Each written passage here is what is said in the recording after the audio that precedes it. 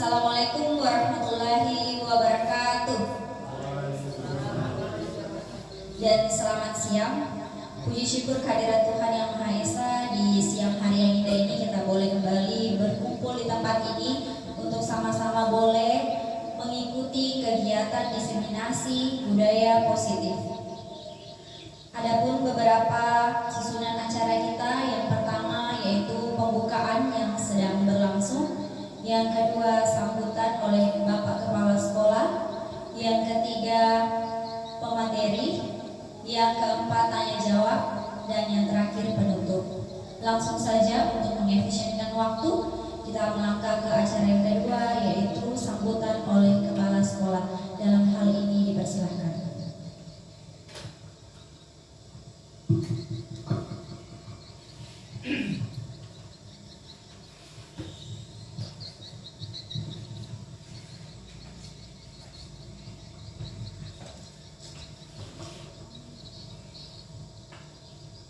Bismillahirrahmanirrahim. Assalamualaikum warahmatullahi wabarakatuh. Syukur alhamdulillah kita panjatkan kehadirat Allah Subhanahu wa taala, oleh karena pada kesempatan ini kita diberi kekuatan, kesehatan, kesempatan guna untuk melakukan program guru penggerak, yaitu melaksanakan diseminasi tentang penyebaran pemahaman dan penerapan budaya positif. Kemudian tak lupa juga kita kirimkan salawat kepada junjungan Nabi besar Muhammad SAW, Nabi yang telah mengangkat derajat manusia dari lembah kehinaan ke lembah yang diridai oleh Allah Subhanahu wa taala. Bapak Ibu yang saya hormati, jadi melalui kesempatan ini saya mengucapkan banyak terima kasih kepada Bapak Ibu yang telah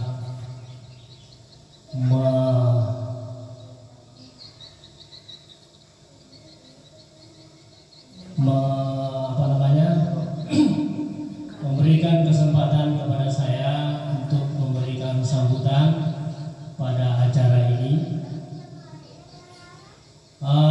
Sesuai dengan program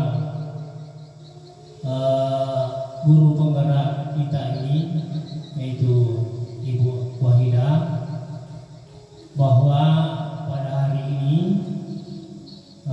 dilaksanakan diseminasi yang tentang budaya positif, ya. Jadi alhamdulillah di sekolah kita ini sudah ada 2 orang yang guru penggerak kita, yaitu Ibu Mawar dan Ibu Wahida. Jadi saya sarankan kepada Bapak Ibu, mudah-mudahan ke depan bisa mendaftar semuanya, ya. Nah, apakah Ibu Meli juga bisa, Ibu Wahida juga bisa juga, Ibu Aida bisa juga. Tapi ya. Kemudian Ibu Yusmita bisa juga, Ibu Marce, Ibu siapa? Ya, bisa semua. Pak Yogi, Pak juga bisa semua, ya, supaya bisa menjadi kepala sekolah nanti, ya. Amin. Karena salah satu syarat untuk menjadi kepala sekolah itu harus lulusan guru penggerak. Jadi semua nanti kepala sekolah yang tidak memiliki sertifikat guru penggerak dan guru yang tidak memiliki sertifikat NUKS, ya, seperti saya ini, yang saya miliki adalah NUKS, bukan guru penggerak, ya. Itu nanti yang tidak memiliki NUKS dan sertifikat penggerak, itu dia dianjurkan kepala sekolah yang belum memiliki NUKS dan sertifikat guru penggerak itu dianjurkan untuk masuk untuk menjadi guru penggerak, ya. Kalau tidak, ya risikonya diturunkan menjadi guru kembali, ya. Oke Bapak Ibu yang saya hormati, mengenai budaya positif ini pada guru penggerak itu adalah salah satu gerbang menuju transformasi sekolah, ya. Jadi itu budaya positif, ya. Adapun yang mau dicapai pada budaya positif ini yaitu pertama adalah keyakinan keras, kemudian kedua adalah kebutuhan dasar manusia, kemudian strategi disiplin positif, ya, itu. Oke Bapak Ibu yang saya hormati,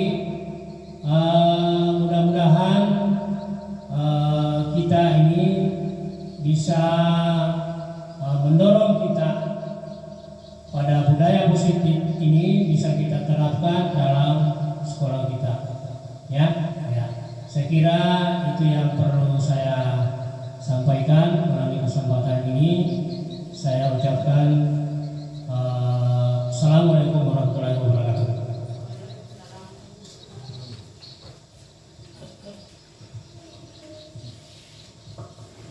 Terima kasih atas sambutan dari Bapak Kepala Sekolah. Selanjutnya kita akan masuk dalam materi yang akan dibawakan oleh Ibu Wahidah, SPD STGR. Dalam hal ini materi yang akan dibawakan adalah menyebarkan pemahaman dan penerapan budaya positif. Untuk itu kami persilakan. Bismillahirrahmanirrahim. Assalamualaikum warahmatullahi wabarakatuh dan selamat siang. Pertama-tama saya ucapkan kepada Bapak Kepala Sekolah yang telah bersedia hadir di tempat ini dan memberikan support yang sangat luar biasa. Dan yang kedua, kepada teman-teman sekalian, saya ucapkan banyak terima kasih atas kesediaannya dan waktunya dapat menghadiri diseminasi budaya positif yang akan saya bawakan berikut ini. Syukur alhamdulillah kita panjatkan kehadirat Allah Subhanahu wa taala. Pada hari ini kita masih diberikan kesehatan dan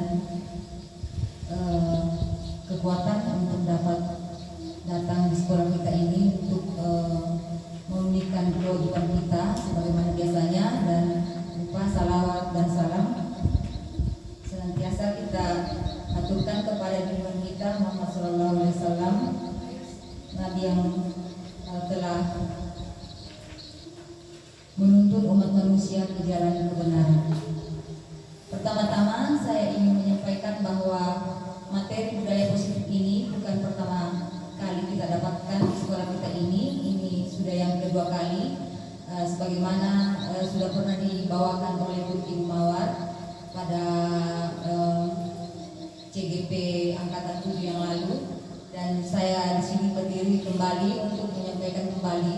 Jadi ini mungkin bukan lagi sesuatu yang baru atau asing di telinga kita sekalian, dan mungkin Bapak dan Ibu sekalian mungkin lebih paham dari saya. Ya, jadi saya di sini bukan untuk menghukumi Bapak dan Ibu sekalian, tapi saya hanya sekedar ingin berbagi ilmu apa yang saya dapatkan selama proses pendidikan. Oh ya, saya lanjutkan.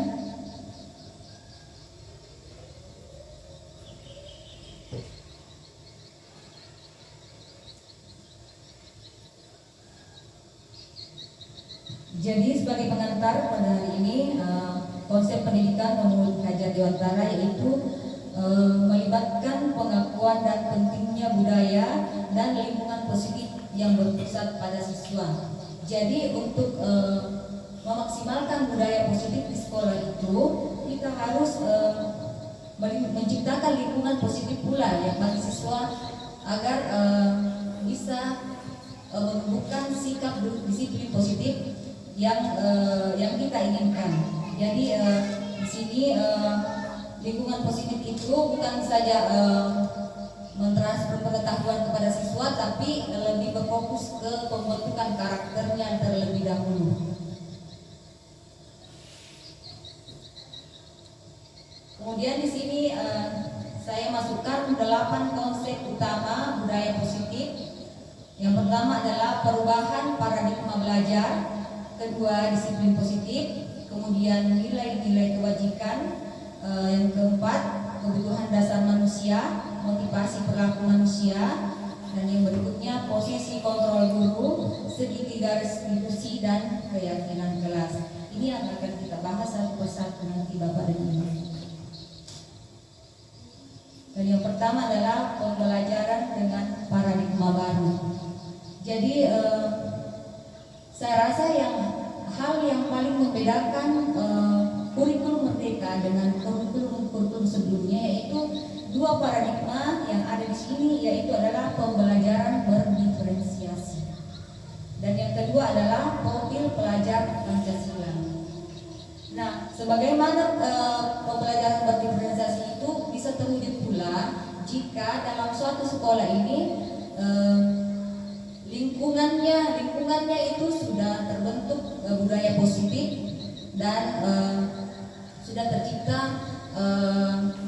budaya positif dalam kelas-kelas masing-masing.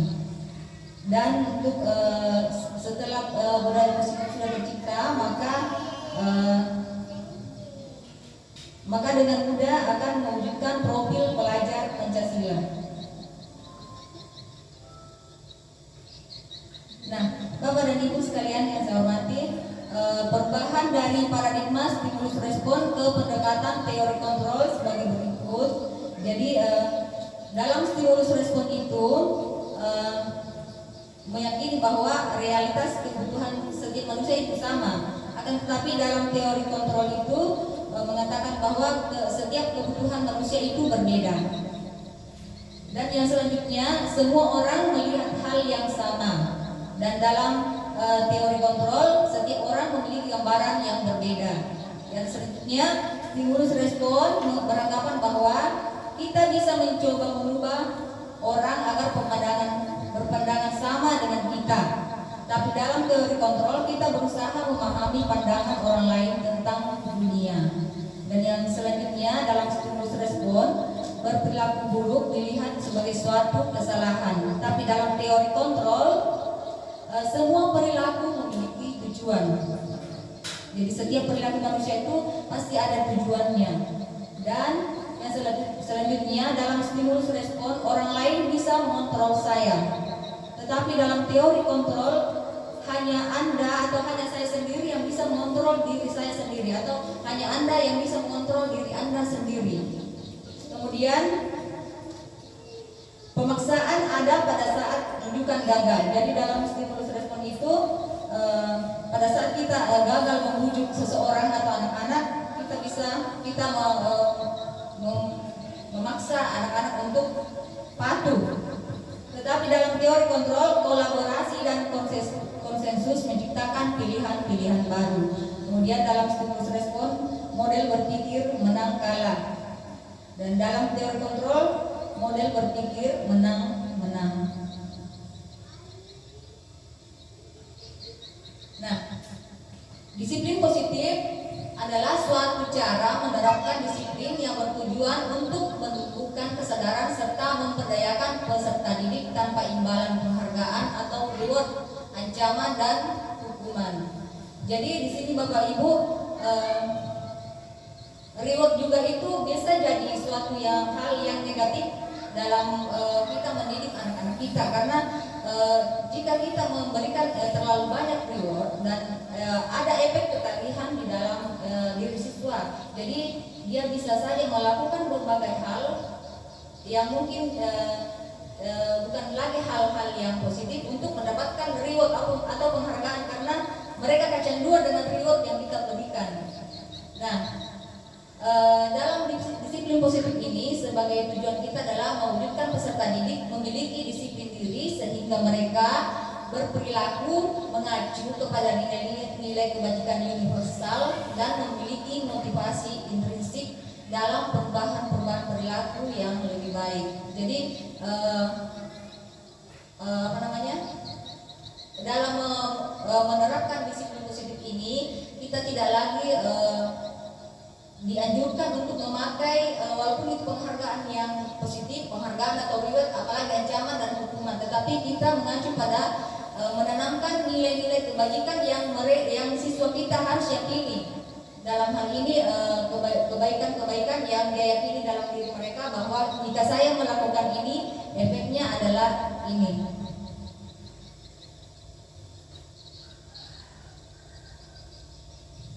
Nilai-nilai kebajikan universal ada nilai-nilai yang disepakati bersama. Nilai-nilai kebijakan universal itu antara lain keadilan, keselamatan, tanggung jawab, kejujuran, rasa syukur, berprinsip, integritas, kasih sayang, rajin, komitmen, percaya diri, kesabaran, dan keamanan.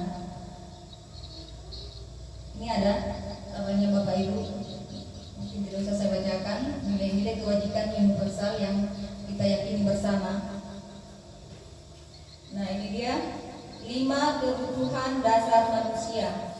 Jadi ada 5 kebutuhan dasar manusia, yang itu bertahan hidup, atau survival, kasih sayang atau love and belonging, dan kebebasan, freedom, kesenangan, fun, dan kepuasan atau power. Nah, ini 5 kebutuhan dasar manusia. Jadi seluruh tindakan manusia memiliki tujuan tertentu. Semua yang kita lakukan adalah usaha terbaik kita untuk mendapatkan apa yang kita inginkan. Ketika kita mendapatkan apa yang kita inginkan, sebetulnya saat itu kita sedang memenuhi 1 atau 2 atau lebih dari 1 kebutuhan dasar kita. Ketika seorang murid melakukan suatu perbuatan yang bertentangan dengan nilai-nilai kebajikan atau melanggar aturan, hal itu sebenarnya dikarenakan mereka gagal memenuhi kebutuhan dasar mereka. Nah, sebagai contoh kecil yang bisa saya paparkan di sini Bapak Ibu, ada seorang anak yang sering mengambil makanan temannya. Maka mungkin secara sekilas kita langsung berpendapat bahwa anak ini untuk memenuhi kebutuhan dasarnya, yaitu karena ingin bertahan hidup, karena lapar. Tapi mungkin saja anak tersebut karena merasa senang saja mengambil makanan temannya, atau hanya ingin menunjukkan kekuatannya bahwa dia lebih di atas daripada temannya, dia mempunyai kekuatan daripada temannya, sehingga dengan seenaknya bisa mengambil makanan temannya.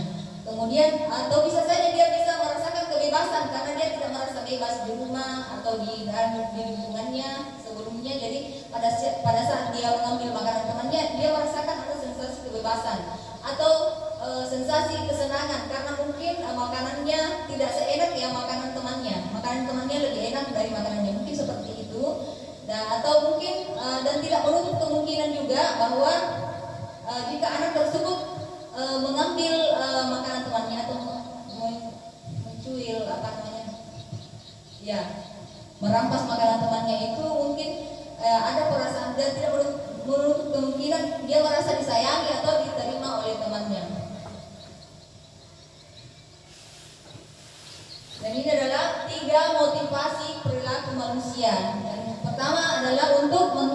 mencari kenyamanan atau hukuman. Yang kedua, untuk mendapatkan imbalan, penghargaan atau reward dari orang lain. Yang ketiga, untuk menjadi orang yang mereka inginkan dan menghargai diri sendiri dengan nilai-nilai yang mereka percaya. Dan kita sebagai pendidik yang di dalam disiplin positif ini, yang kita harapkan ada dalam diri siswa kita ini adalah yang ketiga. Jadi kita tidak berharap siswa kita mau melakukan kebaikan jika mendapat pujian atau mendapatkan reward dari kita. Kita ingin siswa kita itu melakukan kebaikan-kebaikan, hal-hal positif, karena mereka meyakini bahwa hal tersebut adalah hal yang baik menurut mereka sendiri. Nah, ini adalah perbedaan hukuman, konsekuensi, dan restitusi. Jadi hukuman itu Bapak Ibu tidak terencana dan tiba-tiba. Kemudian hukuman, murid tidak tahu apa yang terjadi dan tidak dilibatkan. Kemudian bersifat satu arah, berupa hukuman fisik atau psikis. Jujur saja Bapak Ibu, sebelum saya belajar tentang disiplin positif ini, saya merasa malu sendiri bahwa saya sering melakukan hal ini.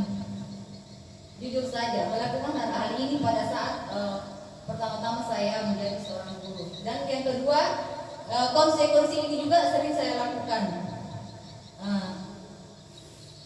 Konsekuensi ini masih lebih penting daripada hukuman. Tapi ini juga sudah tidak boleh sebenarnya digunakan kita sebagai seorang guru.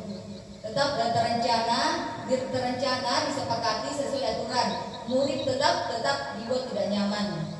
Kemudian sikap guru selalu memonitor.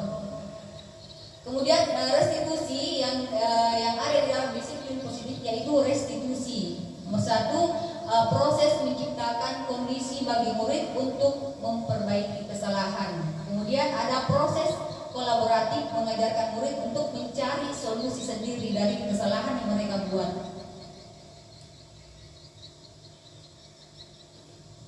Nah, Bapak Ibu, ini adalah 5 posisi kontrol dalam disiplin positif, yaitu 1. Penghukum, pembuat rasa bersalah, teman, pemantau, dan manajer. Nah, sebagai penghukum, di sini kita bisa lihat ciri-cirinya, fokus pada hukuman. Individu dalam posisi ini cenderung lebih menekankan pada konsekuensi negatif daripada positif. Biasanya kalau kita menghukum, kebanyakan ke arah negatif, mencubit,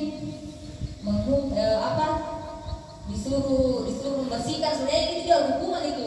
Kalau ada anak terlambat disuruh pungut sampah, sebenarnya itu adalah bagian dari hukuman. Mencubit, lari keliling lapangan, ormas bendera, itu bagian dari hukuman sebenarnya itu Bapak Ibu ya. Kemudian kurang empati, seringkali kurang memperhatikan perasaan atau perspektif orang yang dihukum. Jadi penghukum ini sering tidak merasakan perasaan orang yang dihukum, apakah mereka malu atau dendam atau bagaimana.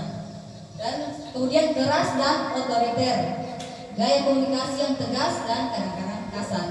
Kemudian kurang fleksibel, sulit untuk menyelesaikan pendekatan dengan situasi yang berbeda. Kemudian dampak negatif dari posisi kontrol ini sebagai penghukum adalah ada rasa ketakutan dan rasa tidak aman. Orang yang sering dihukum cenderung merasa takut dan tidak aman. Jadi ini akan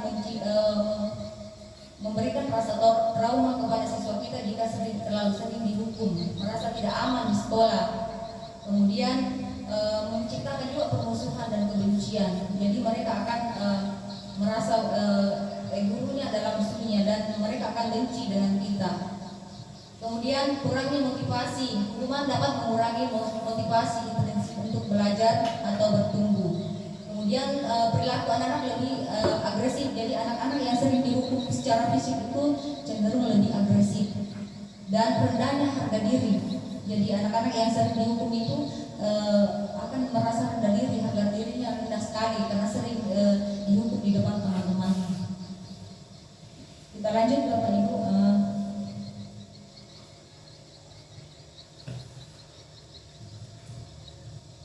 Posisi kontrol membuat rasa bersalah. Oh, ini yang kedua, membuat rasa bersalah. Jadi posisi kontrol membuat rasa bersalah ini adalah salah satu gaya kepemimpinan atau pengasuhan yang seringkali digunakan untuk mengendalikan perilaku orang lain. Dalam posisi ini, individu yang berkuasa akan berusaha membuat orang lain merasa bersalah atau atas tindakan atau kegagalan mereka. Tujuannya adalah untuk memanipulasi emosi dan mendorong perubahan perilaku.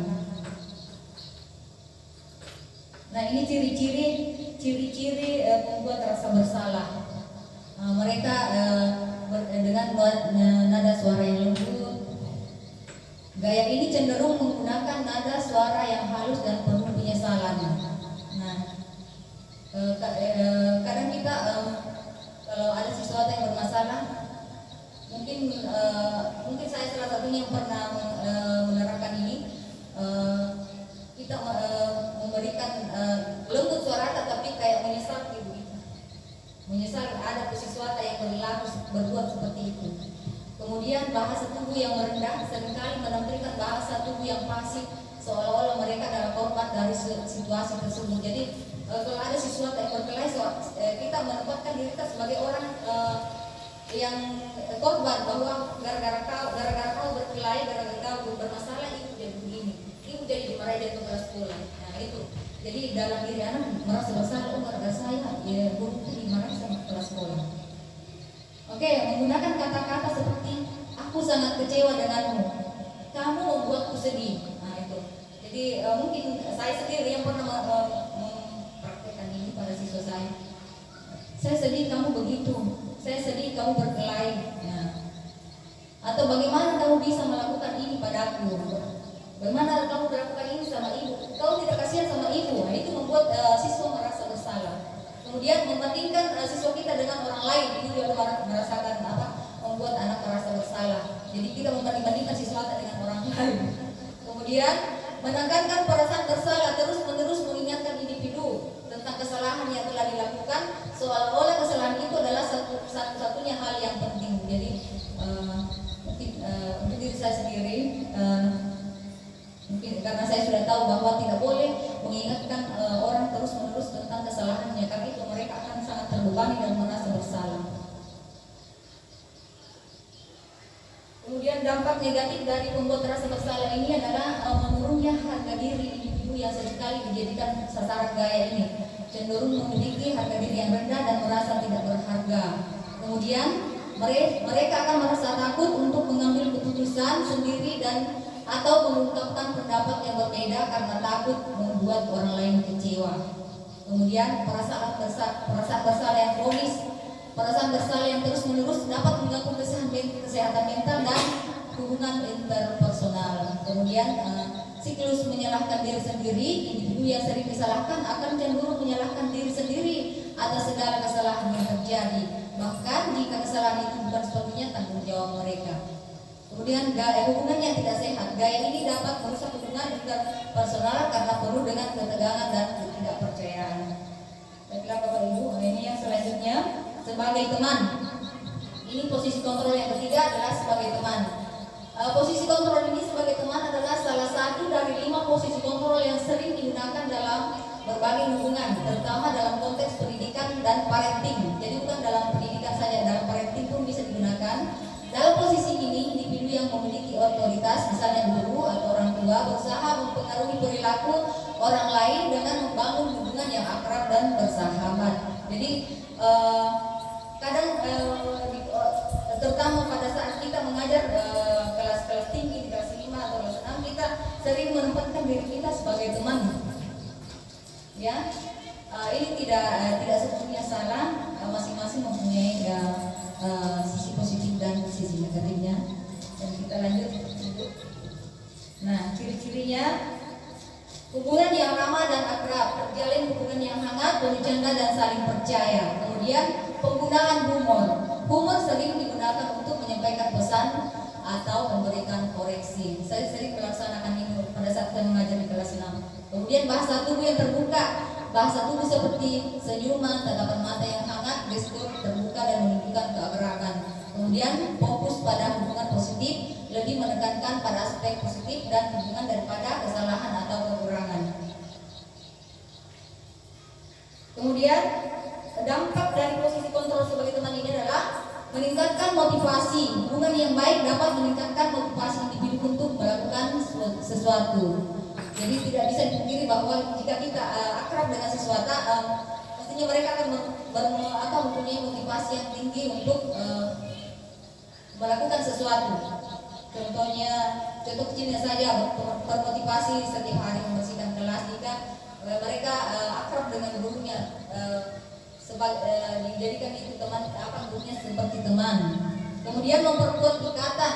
Hubungan yang erat dapat memperkuat ikatan antara individu yang berinteraksi. Jadi tidak bisa dipungkiri bahwa jika kita memposisikan diri kita sebagai teman, maka akan memperkuat ikatan antara individu siswa dan gurunya. Kemudian membuat suasana belajar yang nyaman dalam konteks pendidikan, suasana yang nyaman dan dapat meningkatkan minat belajar. Nah, di balik tadi ada sisi positifnya, kita ke sisi negatifnya. Nah, sisi negatif dari dampak negatif dari posisi kontrol sebagai teman ini ada juga, yaitu sulit menerapkan disiplin. Karena dia anggap kita temannya, maka batasan yang kurang jelas ini membuat sulit untuk menegakkan aturan. Karena mereka menganggap kita ini temannya. Kemudian ketidakkonsistenan jika hanya beberapa individu yang tertentu yang diperlakukan sebagai teman. Hal ini dapat menimbulkan kecemburuan atau ketidakadilan. Nah ini Bapak Ibu. Jadi kadang dalam satu kelas itu yang akrab dengan gurunya kan hanya beberapa. Nah ini dapat menimbulkan kecemburuan atau merasa tidak adil di antara siswa yang lain. Kemudian kurangnya respek terhadap otoritas. Terlalu akrab dapat membuat individu berada dalam posisi otoritas kehilangan wibawanya. Jadi jika kita terlalu akrab dengan sesuatu ada kemungkinan kita kehilangan wibawa di hadapan mereka. Kemudian yang keempat sebagai pemantau. Posisi kontrol sebagai pemantau dalam konteks pendidikan, seorang guru yang bertindak sebagai pemantau akan lebih fokus pada pengawasan terhadap perilaku siswa dan penggunaan aturan serta konsekuensi sebagai alat pengendali. Jadi ini berpatokan pada konsekuensi. Pemantau ini alat senjata pembegasnya adalah konsekuensi. Jika tidak terlaksana apa yang diinginkan, ada konsekuensi menanti. Kemudian ciri-ciri pemantau berorientasi pada aturan. Pemantau sangat mementingkan aturan yang telah ditetapkan. Mereka akan memastikan bahwa semua siswa mengikuti aturan tersebut. Mengandalkan bukti. Pemantau membutuhkan data atau bukti tentang perilaku siswa untuk mengambil keputusan. Yang betul-betul menjadi pemantau. Dipantau setiap gerak-geriknya siswa ini. Kemudian memisahkan hubungan pribadi. Pemantau cenderung menjaga jarak emosional dengan siswa, melihat hubungan mereka lebih sebagai hubungan profesional. Jadi tidak ada ikatan emosional seperti tadi sebagai teman. Betul-betul sebagai hubungan profesional antara guru dan siswa. Jadi kurang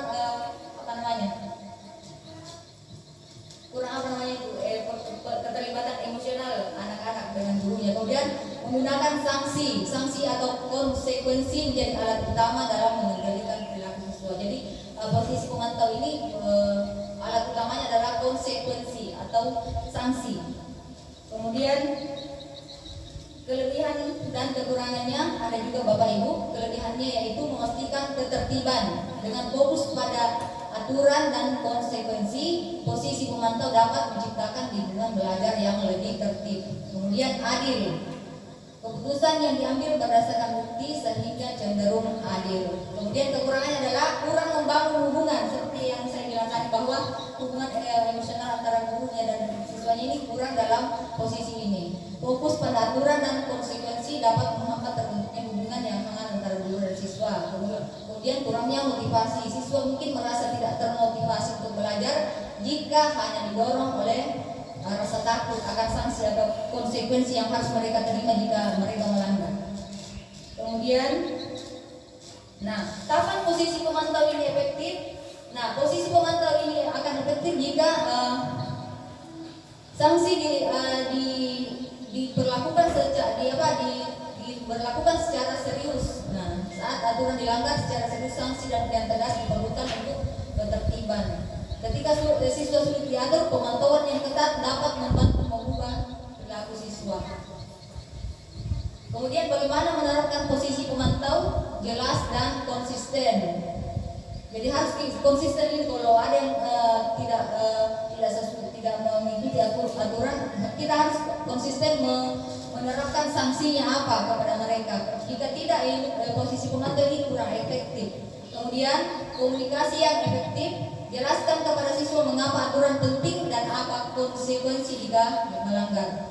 Kemudian harus ada juga dokumentasi, catat semua pelanggaran dan tindakan yang diambil. Kemudian tinjau kembali efektivitas dari penerapan pemantau secara berkala.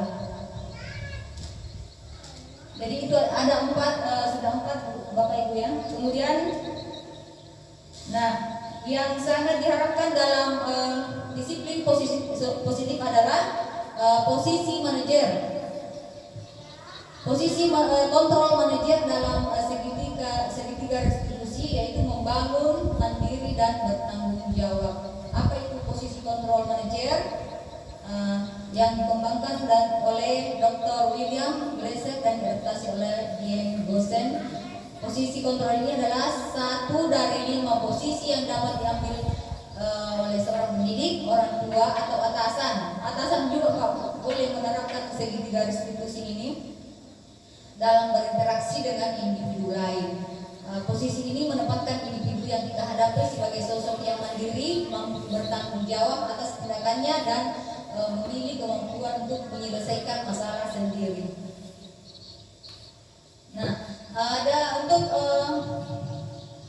posisi kontrol manajer ini kita membutuhkan segitiga restitusi sebagai alat untuk mencapai posisi manajer. Kemudian ini segitiga restitusi adalah sebuah alat yang digunakan untuk membantu individu mencapai posisi manajer. Dalam segitiga ini terdapat 3 sisi yang saling berkaitan. Yang di bawah ini adalah menstabilkan identitas.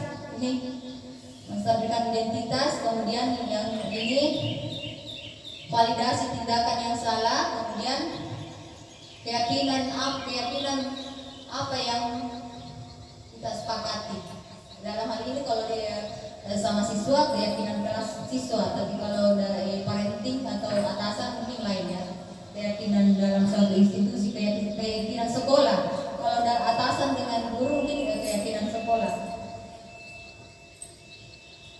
Ini segitiga restitusi terdiri dari 3 langkah utama, yaitu 1, menstabilkan identitas. Tujuannya adalah mengubah persepsi individu dari orang yang gagal menjadi orang yang mampu belajar dan tumbuh. Jadi maksudnya di sini Bapak Ibu, menstabilkan identitas.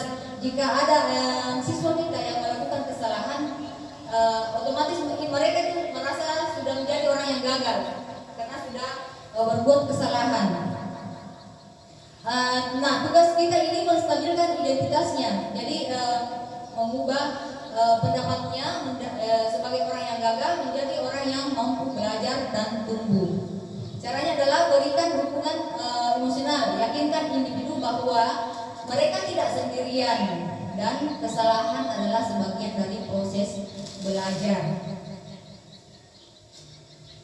Kemudian ingatkan potensi positif, sorotlah kualitas positif yang dimiliki individu dan kemampuan mereka untuk berubah. Kemudian tetapkan tujuan yang realistis, bantu individu menetapkan tujuan yang bisa dicapai untuk memperbaiki situasi. Kemudian selanjutnya adalah validasi tindakan yang salah. Maksudnya di sini Bapak Ibu bukan kita membenarkan validasi tindakan yang salah, bukan berarti kita membenarkan tindakan yang salah yang mereka lakukan, tetapi membantu individu memahami mengapa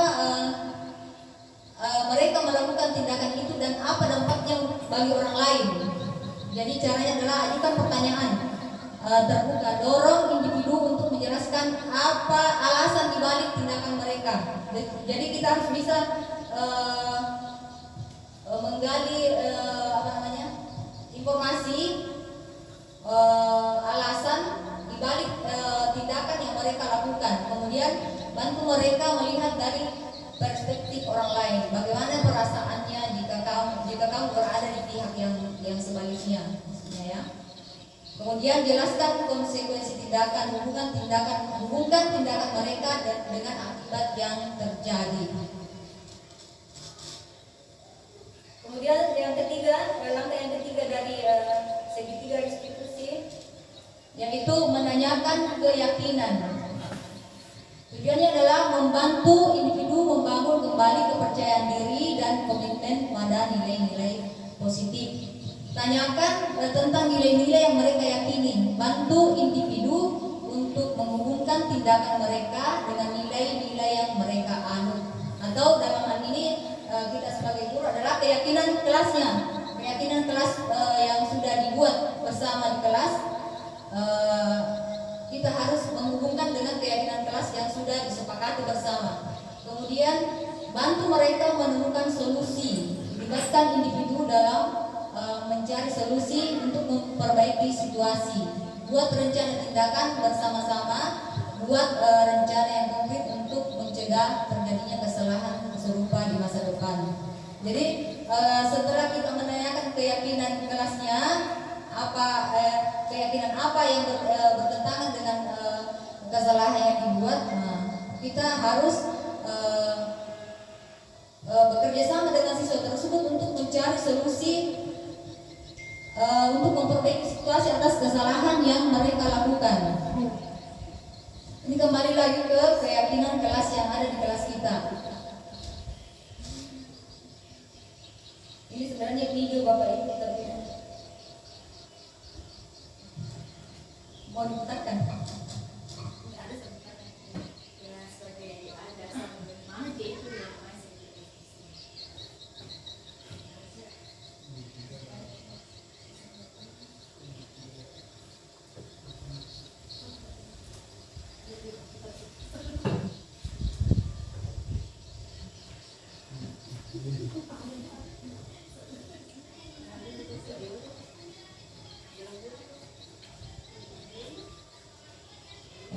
Nah,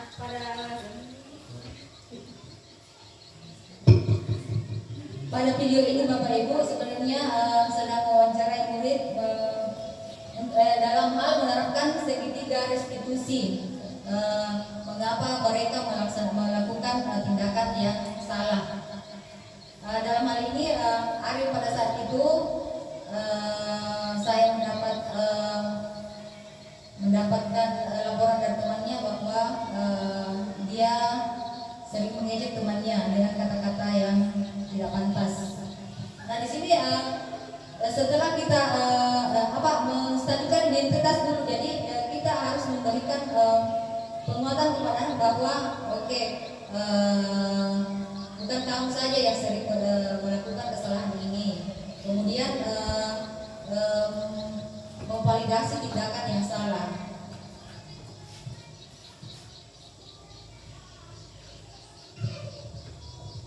Oke, saya lanjut ke kasus kedua Bapak Ibu. Yang ketiga adalah menanyakan keyakinan kelas, perbuatan kesalahan yang dia buat ini bertentangan dengan keyakinan kelas yang telah dibuat. Contohnya saling menghargai sesama teman. Jadi setelah kita menanyakan keyakinan kelas yang dia langgar, yang dia tidak patuhi, maka selanjutnya kita berkolaborasi, bertukar pikiran bagaimana caranya supaya hal ini tidak terjadi lagi. Itu maksudnya dari menanyakan keyakinan. Kemudian yang kedua adalah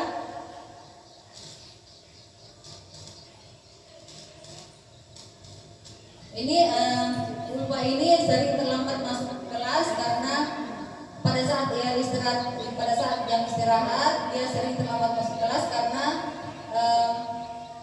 pulang mengambil alat sholat di rumah. Jadi seperti tadi menerapkan segitiga restitusi, menstabilkan identitasnya bahwa bukan kamu saja yang biasa melakukan kesalahan ini, kemudian memvalidasi tindakannya. Tujuannya adalah untuk memberikan pengarahan kepada anak untuk lebih baik lagi dan menanyakan keyakinan kelas yang dilanggar, yaitu sikap disiplinnya.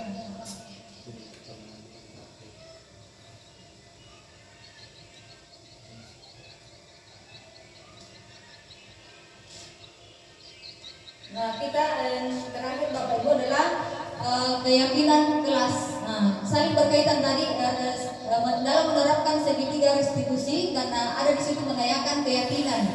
Jadi saya tampilkan dulu di sini bagaimana cara, mungkin semua Bapak Ibu di sini sudah tahu bagaimana cara membuat keyakinan kelas, tapi tidak ada salahnya saya berbagi kembali di kesempatan ini Bapak Ibu.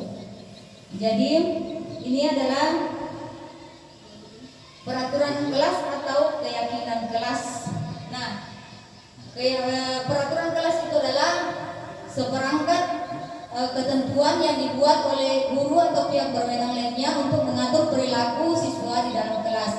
Aturan ini seringkali bersifat otoriter dan lebih fokus pada apa yang tidak boleh siswa lakukan. Contohnya, aturan dibuat oleh guru dan kemudian diberlakukan kepada siswa. Jadi biasanya peraturan kelas itu dibuat oleh guru, umpamanya tidak boleh membuang sampah sembarangan. Itu kan kita guru yang membuatnya dan harus siswa yang mematuhi. Kemudian seringkali berfokus pada larangan dan hukuman. Kemudian bersifat eksternal, memotivasi untuk mematuhi aturan lebih bersifat eksternal seperti takut akan hukuman. Contohnya, dilarang berbicara saat guru sedang menjelaskan. Itu adalah aturan kelas. Dilarang membawa makanan dan minuman ke dalam kelas. Ini adalah aturan kelas.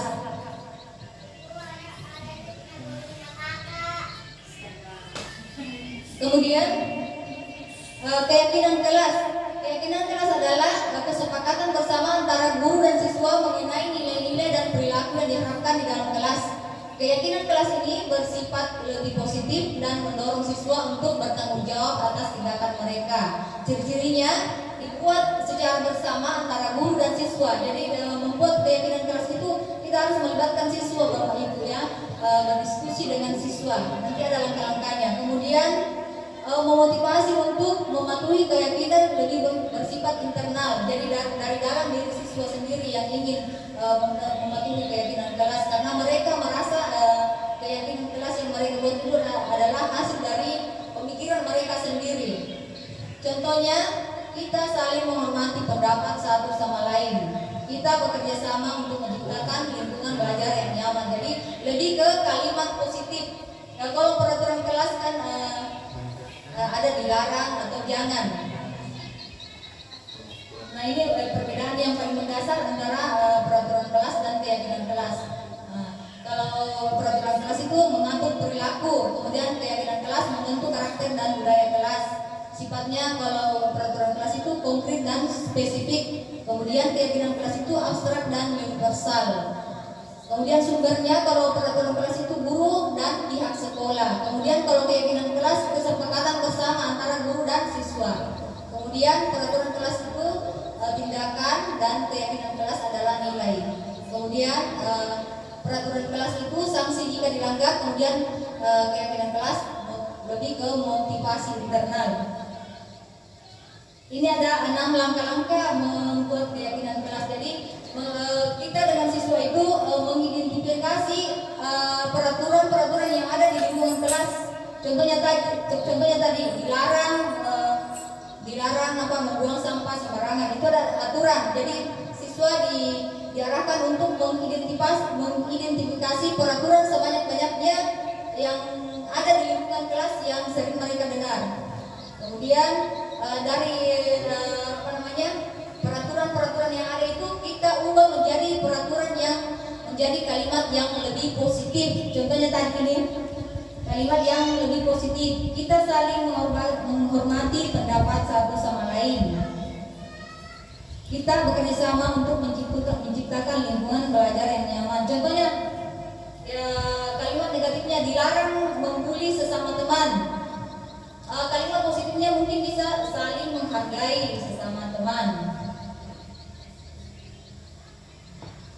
Kemudian menjadikan peraturan-peraturan menjadi nilai kebajikan atau keyakinan kelas. Kemudian setelah itu kita juga berdiskusi dengan siswa kita mengenai gambaran perilaku yang mencerminkan keyakinan kelas. Kemudian berdiskusi mengenai peran seluruh warga kelas, dan yang terakhir adalah meninjau ulang keyakinan kelas dari waktu ke waktu. Jadi pendapat saya di sini, setiap siswa naik kelas itu harus diperbarui keyakinan kelasnya, karena mereka siswa yang berbeda.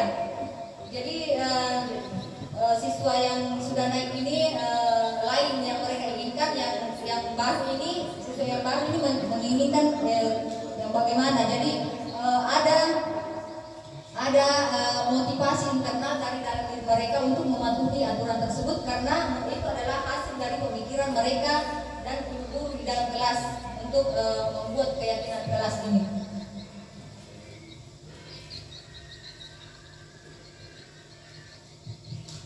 Demikian Bapak Ibu apa yang bisa saya paparkan pada kesempatan hari ini. Lebih dan kurangnya mohon dimaafkan. Billahi taufiq wal hidayah. Wassalamualaikum warahmatullahi wabarakatuh.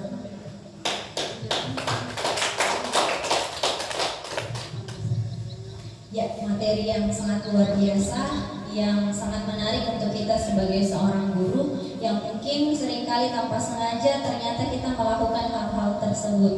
Nah, selanjutnya kita akan melangkah ke sesi selanjutnya, sesi tanya jawab.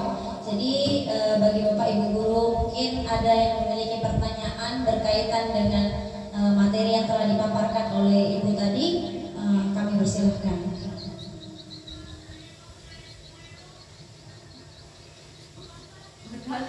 Ada yang mau bertanya atau sudah jelas?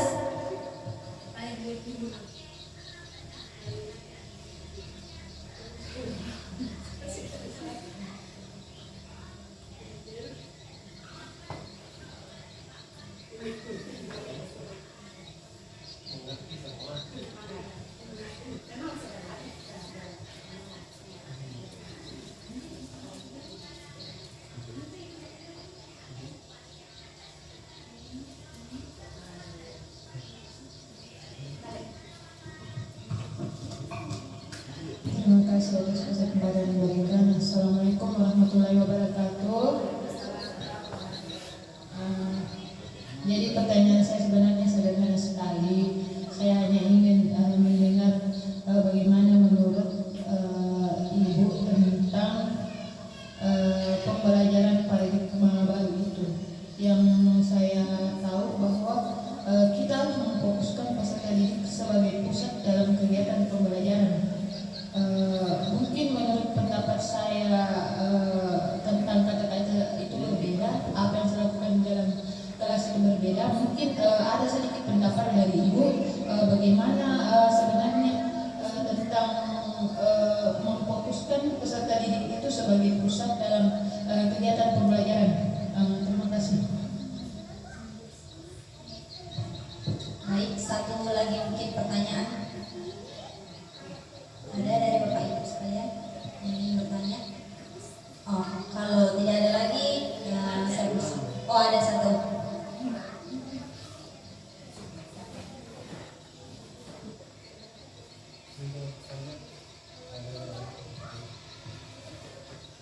Assalamualaikum warahmatullahi wabarakatuh.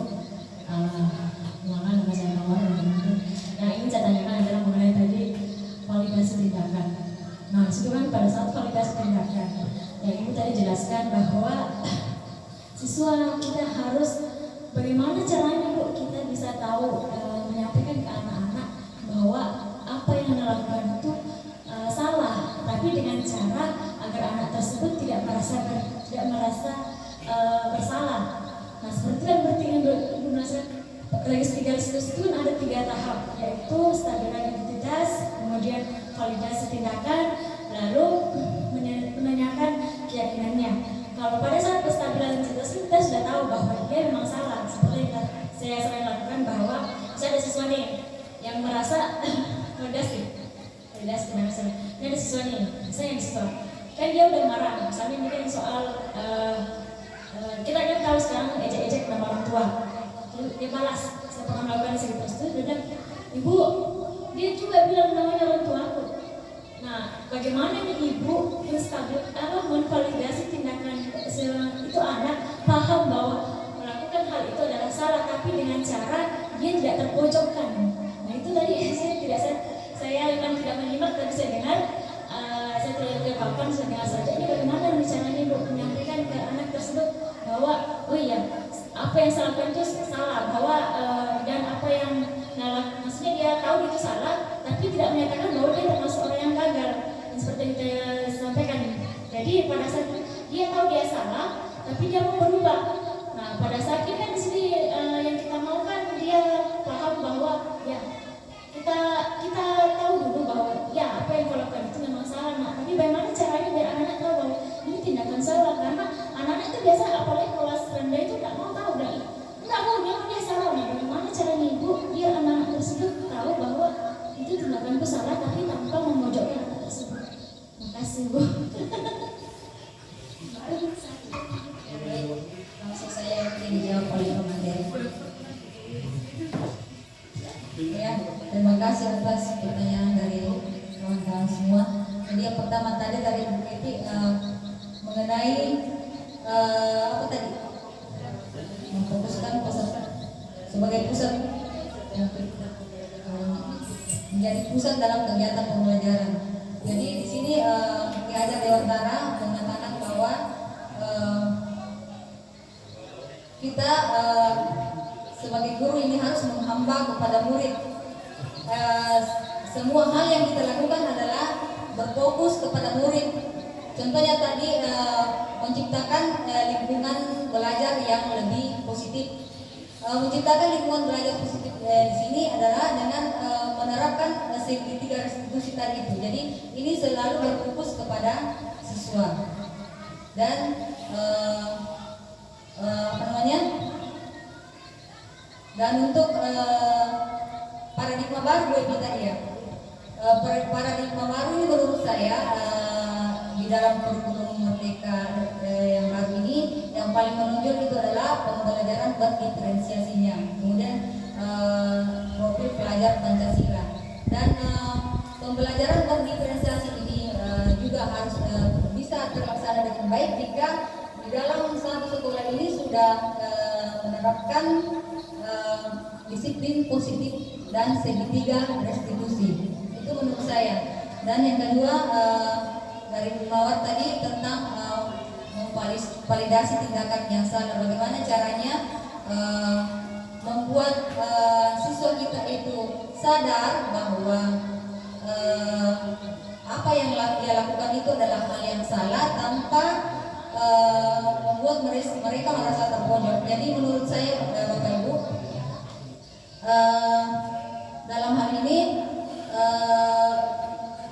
penguatan yang tadi dilaksanakan di menstabilkan identitasnya dulu.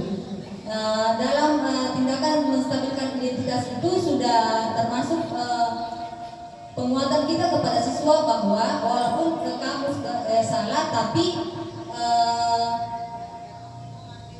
ini bukanlah hal yang pertama yang dilakukan oleh siswa yang lain juga pernah melakukan kesalahan itu.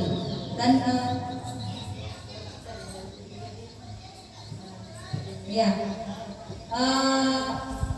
tanpa membuat mereka merasa bersalah itu artinya begini Bu ya, membantu mereka melihat dari perspektif yang berbeda jika mereka berada di posisi yang sebaliknya. Jadi saya kira begitu yang saya maksud Bapak Ibu. Terima kasih.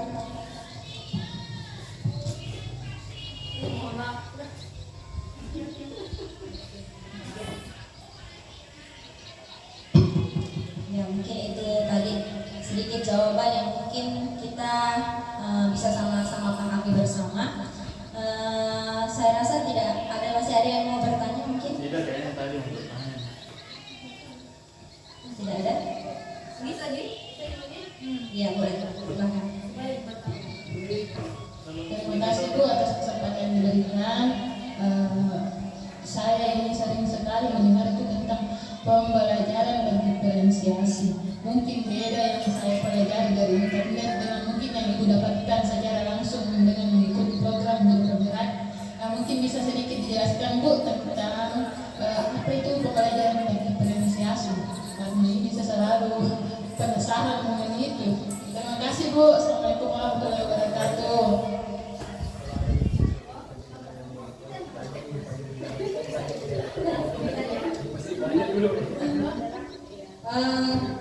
Mohon maaf Ibu, sebenarnya pembelajaran berdiferensiasi ini baru akan dimulai materinya setelah yang ini.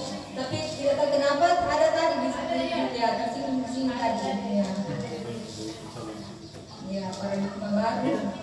Ya, berdiferensiasi. Jadi walaupun belum materinya belum saya dapatkan, tapi mungkin saya bisa memberi sharing sedikit bahwa pembelajaran berdiferensiasi itu yang saya tahu itu ada 3 hal pokok di dalamnya, yaitu berdiferensiasi dalam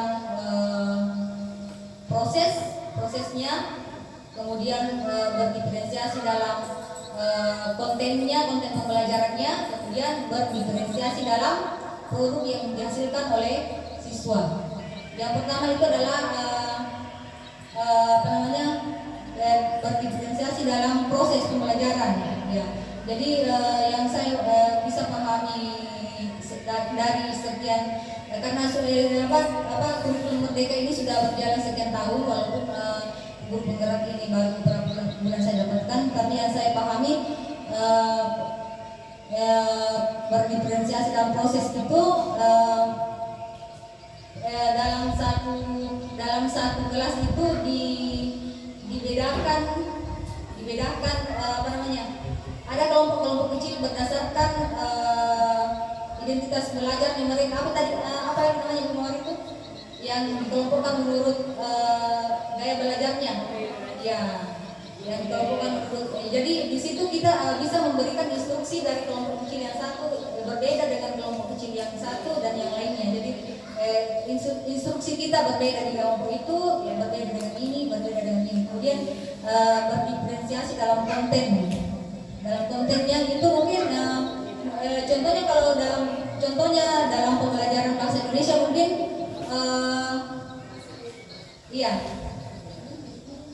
mungkin di kelompok yang kinestetik ini kita kasih bacaan atau soal bahasa Indonesia yang berbeda tingkat kesulitannya atau berbeda alurnya dengan yang audio dan visual. Nah, kemudian berdiferensiasi dalam produk. Jadi produk yang dihasilkan kelompok ini berbeda dengan yang kelompok lainnya. Itu yang saya pahami Bu. Saya juga tidak tahu kenapa tadi ini ada di sini berdiferensiasi ya.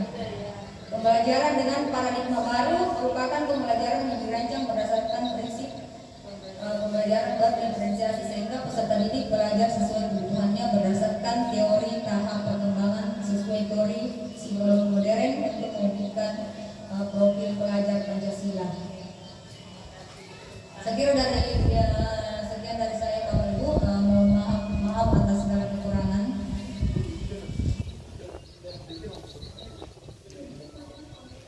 Ya, diskusi yang sangat luar biasa.